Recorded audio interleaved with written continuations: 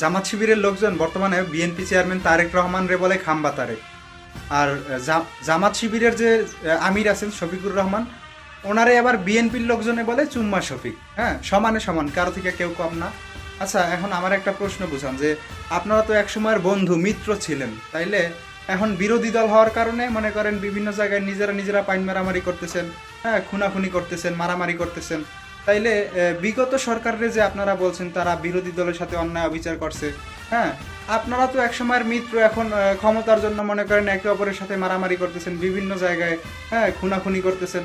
তাইলে তাদেরকে আপনারা খারাপ বলেন কোনিতে? কারণ এখন আমরা তো দেখতেছি আপনাদেরও যেই মেন্টালিটি, ওনাদেরও সেই মেন্টালিটি। আপনারাও যদি ওনাদের জায়গায় থাকতেন তাহলে তো আপনারাও ওই একই কাজ করতেন। হ্যাঁ, যেখানে এখন একসময়ের বন্ধু মিত্র তাদের মানে দুই দলের যে নেতা একে অপরের দলের নেতারে সম্মান দেন না।